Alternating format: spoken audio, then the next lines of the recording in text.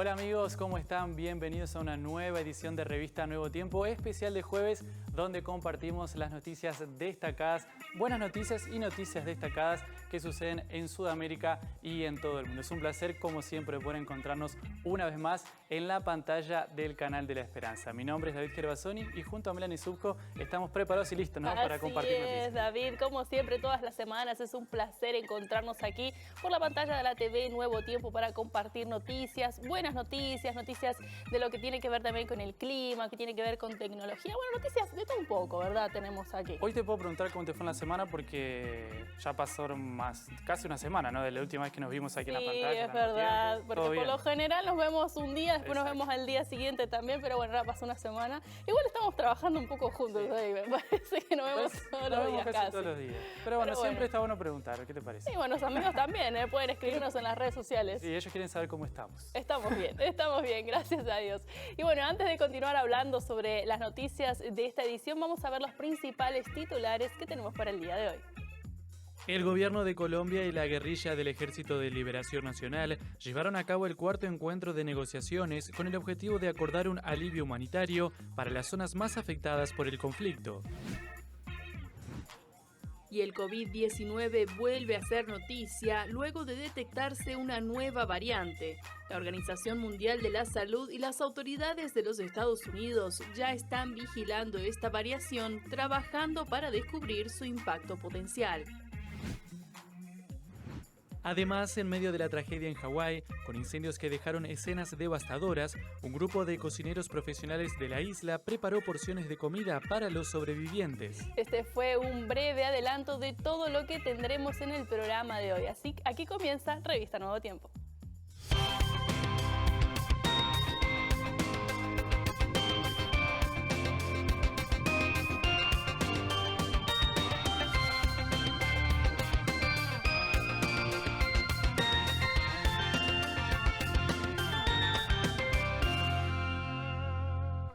Nuevamente le damos la bienvenida a esta edición especial de jueves de Revista Nuevo Tiempo.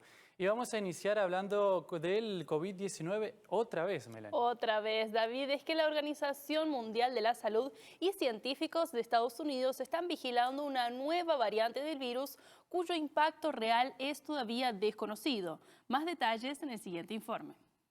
La señal de alerta está encendida. La Organización Mundial de la Salud y las autoridades de los Estados Unidos supervisan una nueva variante del virus COVID-19 llamada BA.2.86. El anuncio fue hecho el viernes pasado, destacando que el impacto potencial de la nueva cepa todavía es desconocido. La OMS decidió clasificar la nueva variante en la categoría de variantes bajo vigilancia debido a las más de 30 mutaciones que presenta el gen Spike. La proteína Spike es lo que le da al virus su apariencia puntiaguda y que permite al SARS-CoV-2 penetrar en las células huéspedes. En este momento, la variante BA.2.86 ha sido detectada en Israel, Dinamarca, Estados Unidos y Reino Unido. En boletín epidemiológico, la OMS reiteró la importancia de seguir la vigilancia, secuenciación y notificación a las autoridades competentes para permitir un panorama preciso del estado de la pandemia del COVID-19. Varios países han suspendido el monitoreamiento del coronavirus en su población al sostener que el virus ya no era una amenaza y que los gastos para la vigilancia del mismo ya no se justificaban. Sin embargo, es importante entender que la pandemia de COVID-19 persiste. Por lo tanto, además de las autoridades, la población también necesita tener cuidados preventivos, y estos cuidados implican sencillas acciones cotidianas como lavarse las manos con frecuencia con ayuda de agua y jabón, evitar tocarse los ojos, la boca y la nariz, y también cubrir la boca y la nariz al toser o al estornudar. Todavía es importante destacar que persiste la campaña de vacunación contra el coronavirus disponible en todas las partes del mundo. Y este último fin de semana se llevaron a cabo elecciones en dos países latinoamericanos. Ecuador deberá volver a las urnas ya que habrá balotaje en octubre tras los resultados del domingo. En tanto que en Guatemala ya eligieron a su futuro presidente en las elecciones de segundo turno. A continuación, todo en el siguiente informe. Este fin de semana, guatemaltecos y ecuatorianos fueron a las urnas para elegir a las futuras autoridades de ambos países. En el caso de Guatemala, el candidato socialdemócrata Bernardo Arévalo, del movimiento Semilla, se impuso en el balotaje con el 58% de los votos sobre la actual primera dama Sandra Torres, del Partido Unidad Nacional de Esperanza, quien obtuvo el 37%. Los guatemaltecos hoy, las guatemaltecas hoy, tenemos esperanza y estamos celebrando hoy en la calle esa recuperación del sentido de esperanza en nuestro país. Bernardo Arévalo, de 64 años de edad, hijo de Juan José Arévalo, el primer presidente tras la vuelta de la democracia en Guatemala, gobernará por los próximos 4 años sin posibilidad de reelección. El acto de asunción se llevará a cabo el próximo 14 de enero del 2024. En Ecuador, los resultados de las elecciones determinaron que habrá balotaje entre los candidatos Luisa González, del Movimiento Revolución Ciudadana, y Daniel Noboa, del Partido Nacional de Acción Democrática. Por su parte, González obtuvo el 33% de los votos, mientras que Noboa el 24%, por lo que ambos irán a una segunda vuelta que se llevará a cabo el próximo 15 de octubre. Es la primera vez en la historia del Ecuador que una mujer saca tan alto porcentaje en primera vuelta, ganando las elecciones para ser la presidenta de la República del Ecuador y conducir los destinos de la patria. Muchas gracias a mi Ecuador querido. Gracias. Todavía no logramos el objetivo que es la presidencia de la República. Lo que hemos hecho es pasar a la segunda vuelta, lo cual felicito a mi equipo, felicito a todas las personas. Así que mañana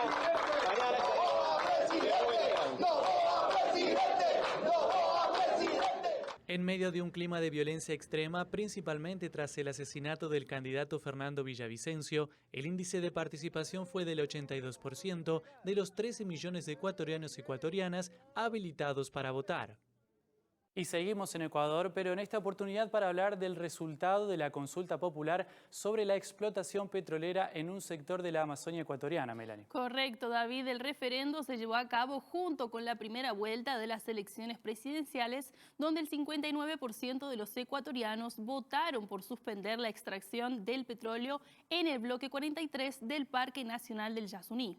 Se trata de un sector que representa menos del 1% del Yasuní, aunque por día se extraen más de 57.000 barriles de petróleo, lo que representa un 12% de la producción nacional. Tras la consulta popular, el gobierno prevé medidas por $16.500.000 en 20 años, mientras que la ONG Yasuní 2 celebra, ¿verdad?, el resultado como el mayor consenso nacional del Ecuador. Así es, Melanie. Esta es una noticia muy importante para la población de Ecuador porque nosotros la hemos abordado ya en el programa anterior. Exacto. Principalmente la preocupación era de la comunidad indígena que vive allí en la zona y esa preocupación justamente tiene que ver con la contaminación. Y habíamos repasado también, Melanie, sobre las diferentes voces respecto de este tema, porque algunos estaban de acuerdo con la continuación de la extracción de petróleo, inclusive nosotros los compartimos en el informe, lo que representa para el Estado en recaudación, pero bueno, según las organizaciones ecológicas, esto es una victoria por la vida y bueno, es un gran consenso nacional, como bien lo decíamos. Una muy buena noticia, ¿verdad? Exactamente. Y ahora cambiamos de tema, porque el gobierno de Colombia y la guerrilla del Ejército de Liberación Nacional llevaron a cabo el cuarto encuentro de negociaciones con el objetivo de acordar un alivio humanitario para las zonas más afectadas por el conflicto. Autoridades gubernamentales aseguraron que el objetivo es establecer la paz definitiva. Muy buenos días. El gobierno de Colombia y la guerrilla del Ejército de Liberación Nacional iniciaron el lunes en Caracas el cuarto ciclo de sus negociaciones de paz con el objetivo de garantizar la seguridad en los territorios más afectados por el conflicto. Para nosotros, si me preguntaran un resultado de este ciclo, ¿cuál es? Que los instrumentos que ha creado la mesa, que es la participación y el cese, de verdad le lleven un alivio humanitario a las poblaciones y ciudades que más sufren. Las partes acordaron un cese al fuego bilateral por 6 meses con verificación de la ONU, que entró en vigor el pasado 3 de agosto. El gobierno propuso ahora llevar ese pacto de no agresión de lo temporal a lo definitivo. Nosotros queremos proponerle a la otra delegación que avancemos para que este ciclo sea el ciclo de la gente. la gente que vive en los territorios más afectados por el abandono y la violencia. Las rondas previas de negociaciones se han llevado a cabo en Caracas, Ciudad de México y La Habana. Ahora las partes vuelven a la capital de Venezuela, país garante del proceso de paz. Bueno, queremos resaltar en este cuarto ciclo, y lo he escuchado de ambas partes, es muy importante que se puedan adoptar medidas de alivio humanitario para las comunidades que han sido impactadas por este conflicto armado. La mesa de diálogo con el ELN se vio empañada a principios de agosto por una denuncia sobre un supuesto plan de la guerrilla para asesinar al fiscal general. El grupo rebelde negó la acusación y dijo que se trataba de un sabotaje a las negociaciones de paz. Y en medio de la tragedia en Hawái, con incendios que dejaron más de un centenar de fallecidos y cientos de desaparecidos, un grupo de cocineros profesionales de la isla decidieron preparar porciones de comida para los sobrevivientes. Con ayuda de voluntarios, chefs prepararon más de 9.000 raciones de alimentos por día. Chefs y voluntarios no paran de trabajar en esta cocina de la Universidad de Hawái. Buscan alimentar a las personas afectadas por el incendio forestal que arrasó la semana pasada la localidad de Lahaina, dejando casi un centenar de muertos. El equipo prepara y empaqueta unas 9.000 porciones a diario. Los menús se adaptan a los insumos disponibles, pero siempre con un toque local. Sabemos que la comida es medicina y poder darles un plato caliente a esta gente, incluso si es algo que los conecta con Hawái, que les traiga un recuerdo, en lugar de ser algo enlatado, lo que les estamos cocinando, ojalá que sea el inicio de un proceso de sanación.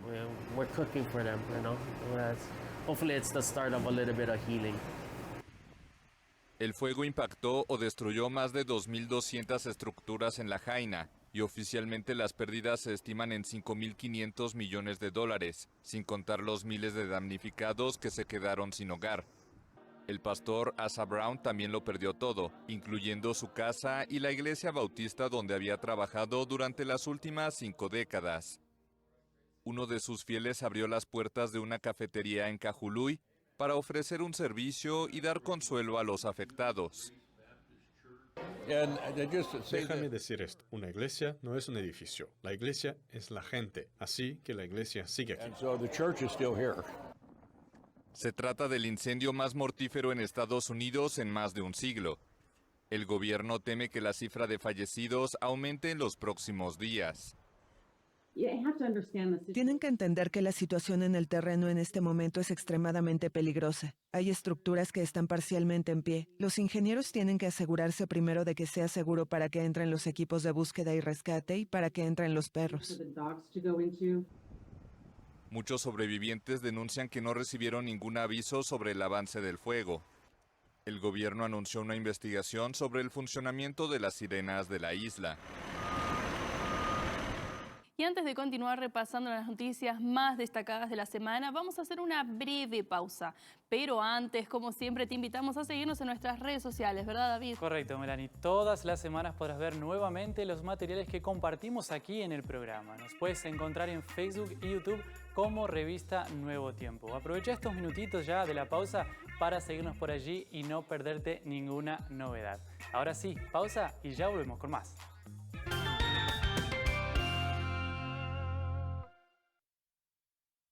¿Recuerdas qué querías ser de mayor? Un gran explorador, astronauta, ser parte de una orquesta o tal vez ser un superhéroe. Quizás la vida ha pasado y con el tiempo tus sueños se han visto asfixiados por las necesidades de la rutina. Pero la buena noticia es que los sueños no tienen fecha de caducidad. Mientras hay vida, hay tiempo para soñar. Seguro que a tu alrededor pasan cosas que no logras entender, ¿no es así? Muchas veces no tenemos idea de lo que Dios está haciendo, pero es justamente en esos momentos en donde debemos recordar que Dios reina. Encomienda a Jehová tu camino y espera en Él, y Él hará.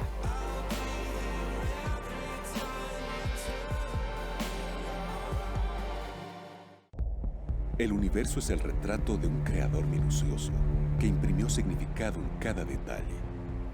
Basta observar la ligereza de cada trazo, la coordinación de colores y texturas.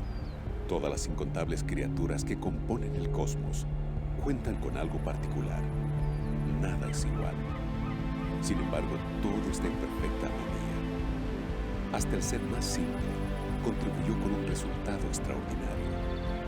Pero una especie recibió atención especial, el toque literal del autor en sus orígenes.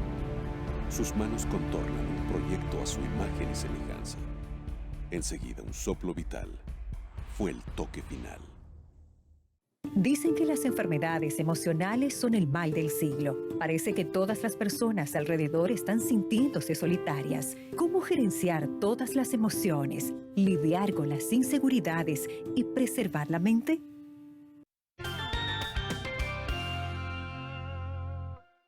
Y volvemos con más revista Nuevo Tiempo, edición especial de jueves. Iniciamos el segundo bloque hablando sobre parte como método para expresar los sentimientos de la guerra, ¿verdad? Así es, Melanie. Es que un artista sudanés que escapó del conflicto en la capital del país presenta una exposición de arte en Etiopía como forma de reflexión sobre los efectos continuos de la guerra en su país de origen. Desde el 15 de abril, dos fuerzas militares están en conflicto por el control de Sudán y 4 meses después del inicio del conflicto, la situación se está saliendo de control, con desplazamientos masivos y millones al borde del hambre. Organizaciones humanitarias solicitan una urgente intervención a la comunidad internacional. En total, más de 14 millones de niños necesitan ayuda humanitaria y más de 4 millones de personas han huido del conflicto, ya sea dentro del país, devastado por la guerra, o como refugiados en los países vecinos. Abdelrahman Abdallah es una de las personas que escaparon del conflicto en Jartum, la capital de Sudán. Es un artista que ha tratado de utilizar su talento para llamar la atención y reflexionar sobre los impactos causados por la guerra. El mensaje principal es detener la guerra porque la guerra no es buena. La guerra es muerte, la guerra daña la cultura, la guerra daña la historia. Además, documenta esta situación, documenta lo que está pasando en Sudán. Con la necesidad de mostrarle al mundo sobre lo que ha estado pasando en el norte de África, el artista sudanés presenta una exposición de arte en Addis Abeba, la capital de Etiopía. Vengo aquí hace un mes e hice estos cuadros porque tengo muchos sentimientos que quiero expresar sobre la guerra y lo que nos pasó. Siempre paso mucho tiempo aquí y no es como cuando estoy en casa que tienes que ir al mercado para comprar algunas cosas. Así que paso el tiempo completo aquí y es solo pintar para este proyecto, que lo denominé Lágrimas Oscuras. Es así como me siento sobre lo que está pasando en Sudán.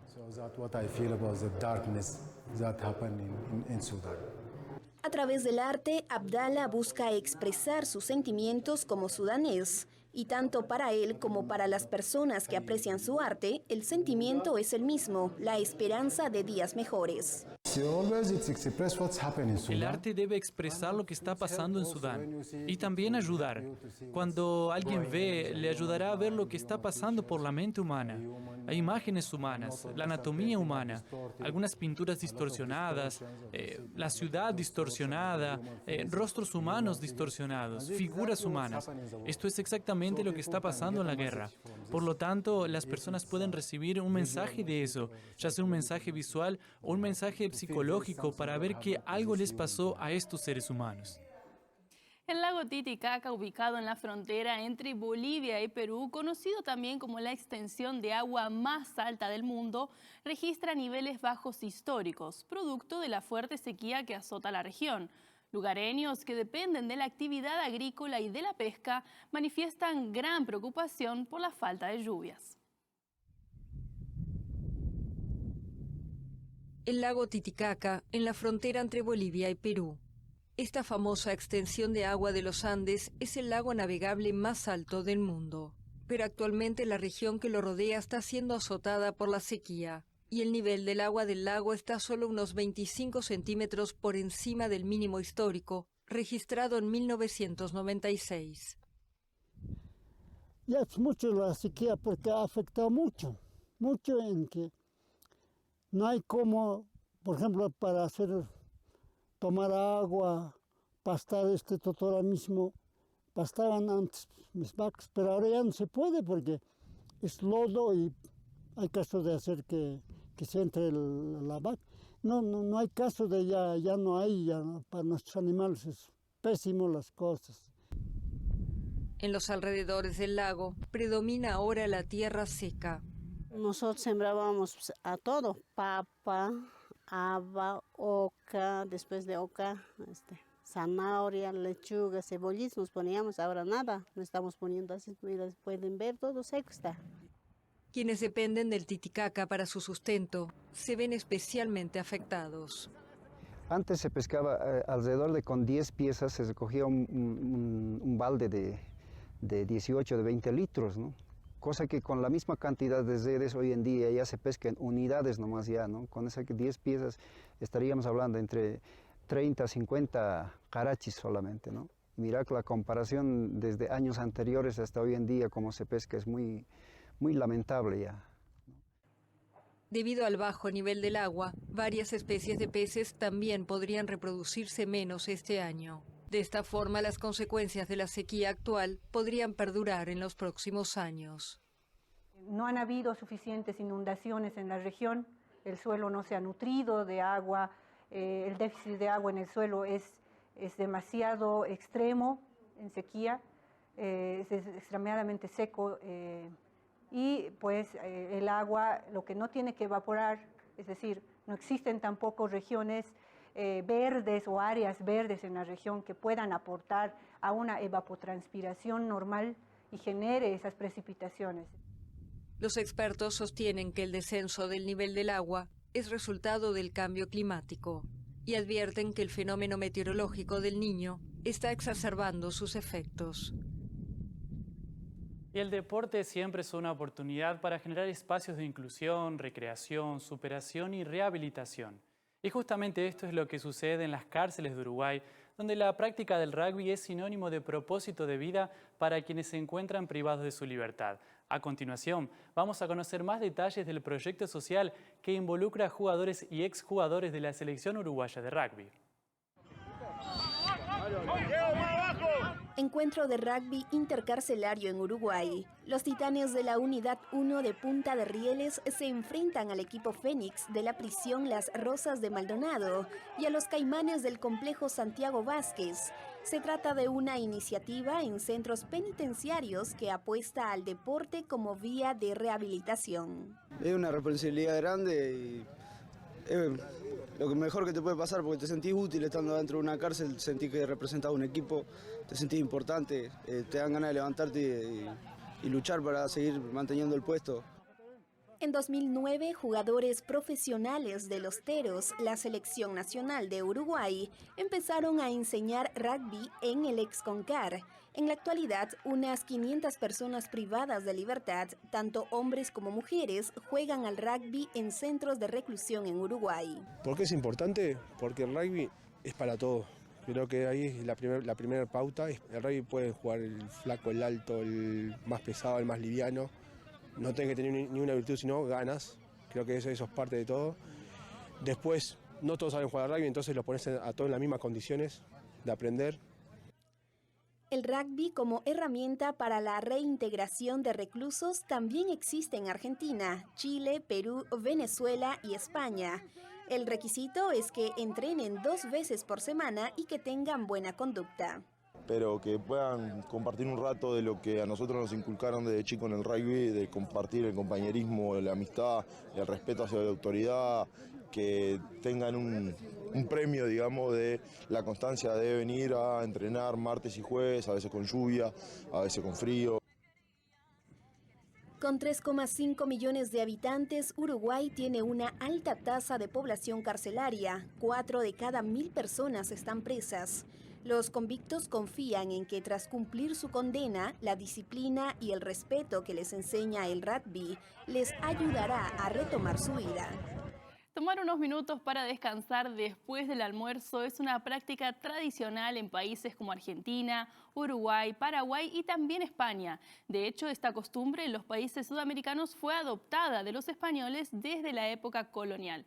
Sin embargo, para la ciencia no se trata solo de una simple costumbre. Como una alternativa para enfrentar el calor extremo que se registra en Europa, médicos en Alemania recomiendan dormir un poco luego del almuerzo, o sea, practicar la famosa siesta. ¿Alguna vez has dormido un poco después del almuerzo? Esta práctica es muy común en algunos países de Sudamérica como Argentina, Uruguay y Paraguay, aunque también lo es en países del sur de Europa, como España, por ejemplo. Llamada siesta, este hábito consiste en hacer una pausa para dormir durante el periodo de más calor del día o después del almuerzo para descansar. Y como una forma de lidiar con la fuerte ola de calor del verano europeo, los médicos en Alemania han recomendado esta práctica de siesta. Según Johannes Nielsen, jefe de la Asociación Federal de Médicos de los Departamentos de Salud Pública en Alemania, mientras el calor se intensifica, los residentes locales deben tomar la siesta del mediodía. El experto recomienda la práctica de despertarse temprano, trabajar productivamente en las mañanas y dormir la siesta después del mediodía. Para él, esta es una forma de vida que debe implementarse en los meses de verano. Según Nielsen, las personas no son tan eficientes durante el intenso calor como tienden a serlo en temperaturas bajas. El especialista sigue destacando que el mal dormir y la falta de refrigeración durante la noche resultan en problemas de concentración. De todos modos, cabe recordar que la siesta no sustituye el tradicional sueño nocturno. Por lo tanto, es importante cuidar de la salud tanto de día como de noche. Bueno, mira, nosotros somos argentinos y, digamos, la siesta, practicamos esta sana costumbre cuando se puede, pero que yo todos los días. Pero me quedo mucho con este informe muy interesante que, bueno, lo preparó hoy nuestro colega Silvio, hablando sobre la importancia de la siesta, que para muchos es, bueno, simplemente una costumbre, un hábito tradicional, pero, bueno, los médicos están hablando que es muy recomendable. Sí. Principalmente y haciendo foco en lo que está sucediendo en Europa, ¿no? Que el calor, tal vez salir en ese horario donde la temperatura es muy alta, no es recomendable. Entonces, bueno, quédense en su casa y descansen y no trabajo. Pero la verdad que yo lo recomiendo 100%. 100%. Podríamos adoptar eso aquí, ¿verdad? En los estudios centrales de la Nuevo Tiempo están ubicados en Jacareí, Brasil, y aquí en Brasil no tienen esa costumbre, lamentablemente, de dormir la siesta, ¿verdad? Y claro, y no en todos los países tienen esa costumbre y no todos pueden también. Pero el que puede, 15 minutitos ahí yo creo que está perfecto, ¿no? Y el que puede, ¿no? El que puede tiene que hacerlo, aprovecharlo, porque es como reiniciar el cerebro para encarar el resto de la jornada. Así que bueno, súper recomendable. Y está fundamentado por la ciencia, es lo importante. Tiene el avalo, está permitido. No hay nadie que no quiere trabajar. Muy bien. Ser saludable. Muy bien, amigos, nos vemos mañana, si Dios quiere, en una nueva edición de Revista Nuevo Tiempo para hablar de las noticias de la Iglesia Adventista, ¿verdad, David? Así es, que Dios les bendiga. Nos vemos mañana. Chao.